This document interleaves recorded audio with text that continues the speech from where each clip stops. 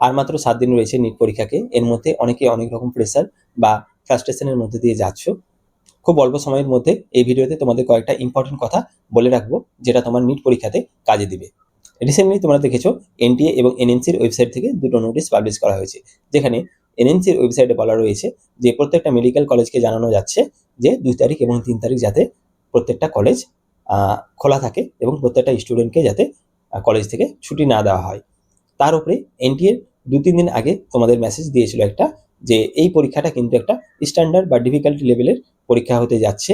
এটা তোমার কোনো স্কুলের টেস্ট না, বা যারা ভাবছো হয়ে যাবে এরকম কনসেপ্ট নিয়ে পড়াশোনা করছো তাদের কিন্তু কপালে দুঃখ রয়েছে। এইরকম একটা থ্রেটের কিন্তু মেসেজ এসেছে এনটিএর ওয়েবসাইট থেকে। সেই থেকে রীতিমতো প্রত্যেকটা নিট অ্যাসপিরেন্ট কিন্তু ভয়ে বা আতঙ্কের মধ্যে রয়েছে যে এবারের যে নিট পরীক্ষা তার ডিফিকাল্টি লেভেল কি অনেক হাই হতে চলেছে, বা নিট 2025-এর মতো হতে চলেছে কিনা। প্রথমে আমি তোমাদের 6-7টা পয়েন্ট বলবো, যেগুলো তোমাকে এখনই তৈরি করতে হবে এবং এই সব নিয়েই তোমাকে পরীক্ষার হলে ঢুকতে হবে। প্রথমটা হচ্ছে কনফিডেন্স। কনফিডেন্স কিন্তু প্রচুর দরকার নিট পরীক্ষার ক্ষেত্রে, কারণ তুমি যদি 100% কনফিডেন্স নিয়ে যেতে পারো যে আমি 1 বছর পরিশ্রম করেছি, আমি আমার ফল অবশ্যই পাবো, সেই ক্ষেত্রে তুমি দেখবে যে তোমার 720-র মধ্যে 360 নম্বর সেই জন্যই চলে আসছে, কনফিডেন্সের জন্য। আর যাদের কনফিডেন্স 0% তার ক্ষেত্রে দেখবে 50% নম্বর থাকবে না, অর্থাৎ 360 নম্বর কমে যাবে।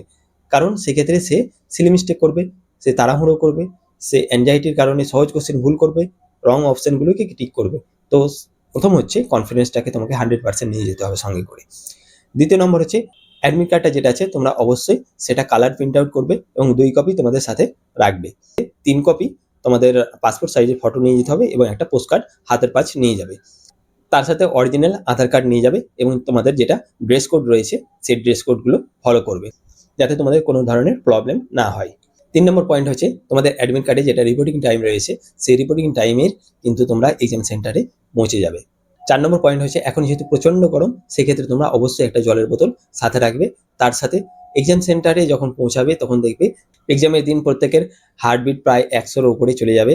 সেই ক্ষেত্রে তোমরা সবসময় যখনই সময় পাবে breathe in breathe out exercise করবে, লম্বা শ্বাস নেবে, ধরে রাখবে, তারপরে আস্তে আস্তে ছাড়বে। এটা করলে কি হবে, তুমি কিন্তু এক্সাম সেন্টারে ভালোভাবে পারফরমেন্স দিতে পারবে।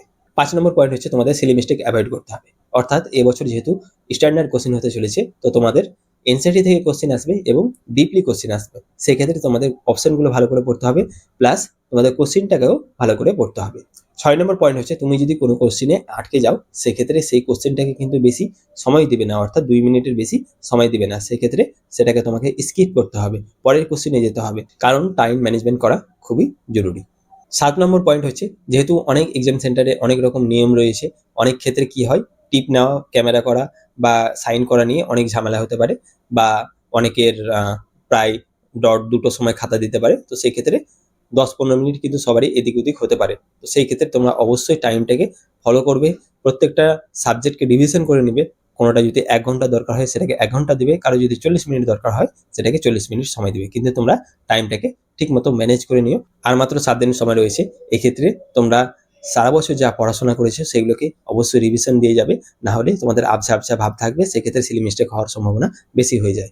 আমার যেমন বায়োলজির ক্ষেত্রে হয়েছিল, আমি বায়োলজি সম্পূর্ণ দেখে যেতে পারিনি, সেক্ষেত্রে আমার অনেক সিলি মিস্টেক হয়ে গিয়েছিল। তো সেক্ষেত্রে আমি তোমাদের বলবো প্রথম যে 2 দিন থাকবে সেই 2 দিন তোমরা ফিজিক্সটাকে ভালো করে রিভিশন করে নিও। অনেকে ক্লাস করতে পারো, সেই পিডিএফগুলো রিভিশন করতে পারো বা নোটস রিভিশন করতে পারো।